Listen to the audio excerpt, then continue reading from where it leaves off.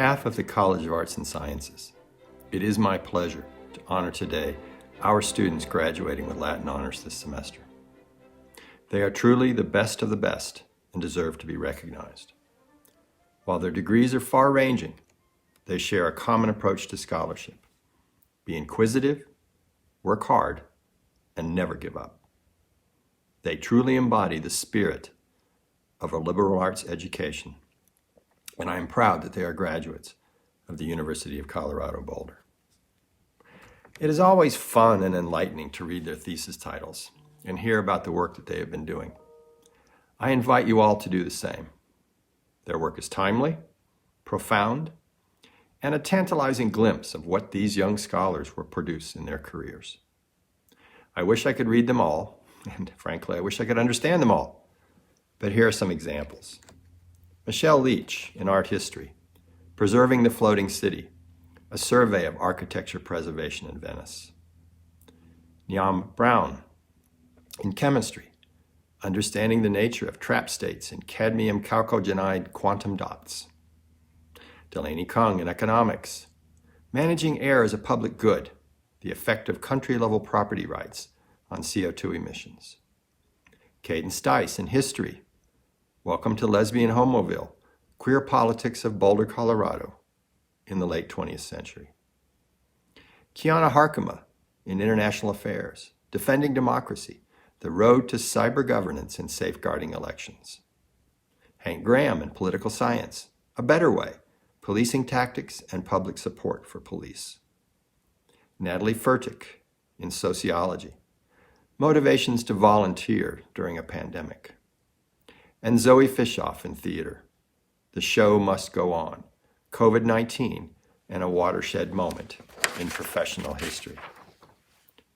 And let me especially acknowledge our outstanding graduate this semester, Renee Marshall in Environmental Studies.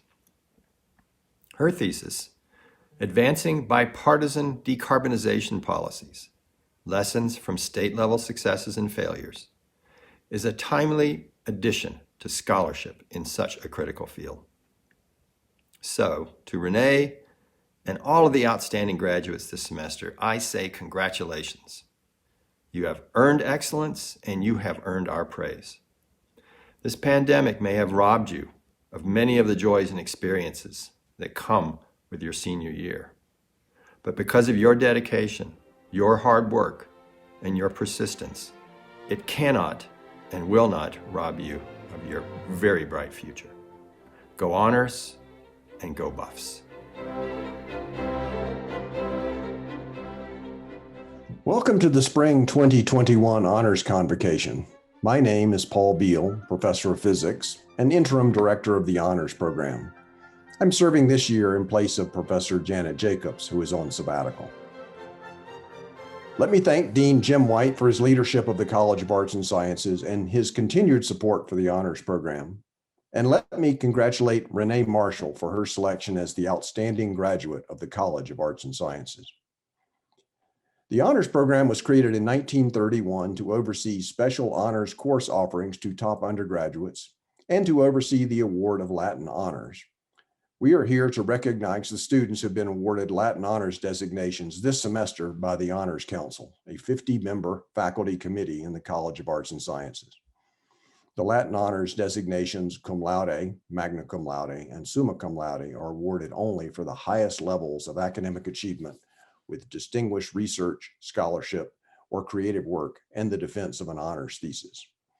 This year, in spite of all of the obstacles of COVID, 199 students defended an honors thesis this semester and graduated with Latin Honors.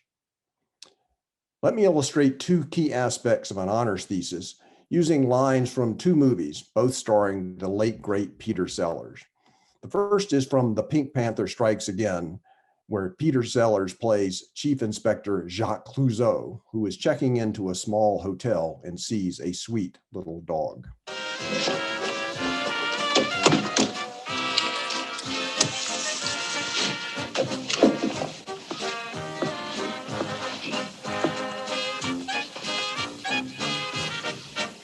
Does your dear go bad? Oh. Oh. Nice dig.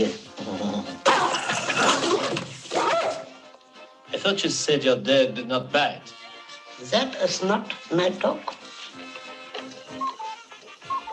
The foundation of every honors thesis is a good question.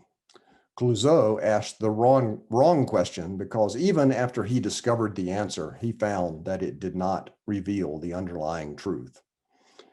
The bookend line is from Dr. Strangelove, in which Sellers plays three different characters. In this scene, the Americans discovered the existence of a secret Soviet doomsday machine, which was intended to prevent a nuclear war. Dr. Strangelove questions the Soviet ambassador about the secrecy. Is that the whole point of the doomsday machine is lost? If you keep it a secret, why didn't you tell the world, eh? It was to be announced at the party congress on Monday. As you know, the premier loves surprises. The whole point of academic work is for it to be openly shared, distributed, analyzed, and debated. All honors theses are openly published and freely available to anyone to access and download from the CU Scholar site maintained by the CU University Libraries. Many honors theses serve as the basis for peer-reviewed publications with our undergraduates as authors. As published authors, we welcome every CU Latin Honors recipient into the full membership of the Academy. Congratulations to all of you on your scholarly achievements. Hi, my name is Renee Marshall, and I majored in environmental studies and minored in environmental planning. My focus, especially in the last year, has been on the policy aspects of climate change, but my story has had many parts that have led me to this point.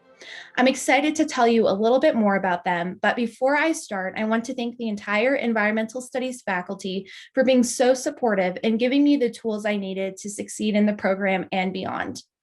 As an environmental studies major, I learned very quickly that the best and most rewarding path forward is together.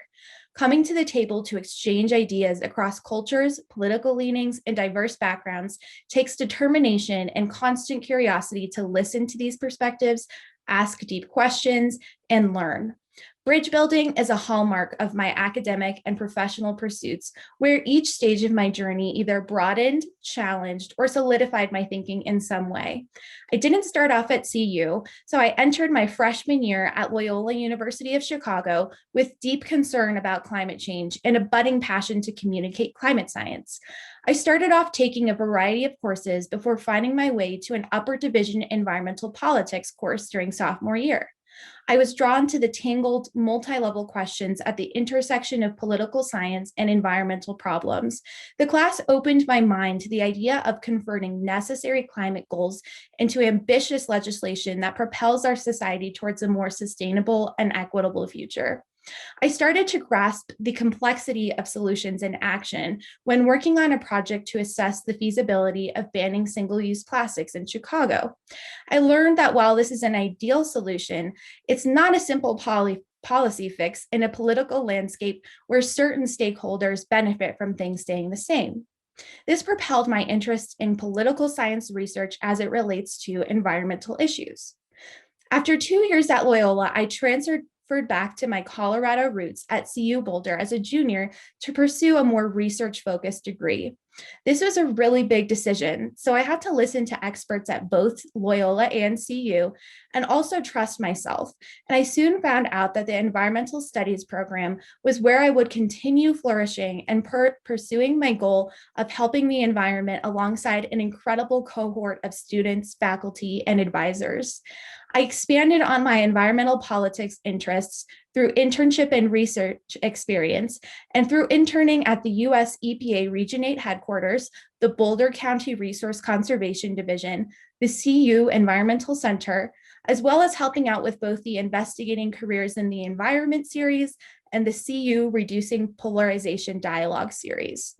My 2 government internships focused on zero waste topics, and most importantly, I learned about the perseverance and commitment to protecting human health and the environment that is required to work within a regulatory environment where differences and polarization among other stakeholders and industry leaders is inevitable.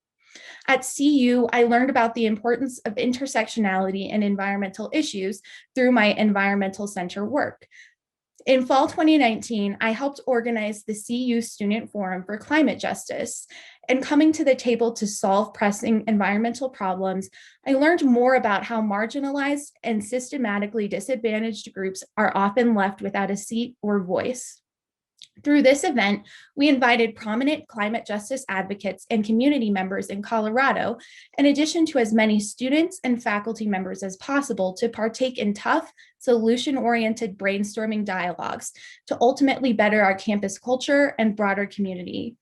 As a co-organizer of the Investigating Careers in the Environment series, spearheaded by Professor Dale Miller, I helped recruit speakers to share their experiences with undergraduates, make connections, and tell their stories on a weekly basis. This proved to be a huge part of my journey, as this is where I connected with my current thesis advisor, Dr. Matt Burgess, after his talk. I learned that it is so important to not only listen to experts in your field, but to take that extra step. Reach out, ask a question, and you never know where it could lead. Relating to my research and academics, after taking Professor Sarah Rogers' Energy Policy and Society capstone, Dr. Amanda Carrico's environmental psychology class, and meeting my current advisor, Matt Burgess, I became interested in energy politics and environmental framing effects in those policy outcomes. I embarked on my honors research within Matt's CU Bioeconomics Lab, where all lab members from varying backgrounds and fields of study are united with the growth-centered model. We are interested in anything that is interesting. For my honors thesis, I studied the scope and potential of state-level bipartisan decarbonization bills over the last 5 years through creating a comprehensive 750 bill dataset over the summer after earning a UROP grant. I used primarily regression-based methods and a novel machine learning decision tree approach to identify policy areas where legislative bipartisanship shows the most promise, which happens to be in situations where bills either introduce a financial incentive or expand individual or business choice in the renewable energy transition. Using this analysis, I want to take on future research that quantifies these effects of policies on a nationwide scale, and that works to better understand the barriers affecting low bipartisan support.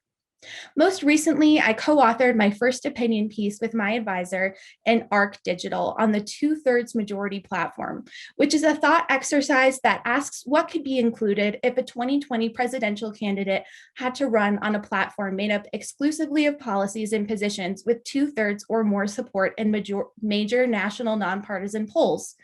This experience allowed me to dig into public opinion on a variety of issues beyond those related to climate policy and communicate that recent nonpartisan polling data suggests that we are less divided than we might think. As a part-time touring professional Irish dancer throughout my undergraduate degree, I have been a firsthand facilitator and witness of the powerful, unifying force of dance that transcends cultural boundaries.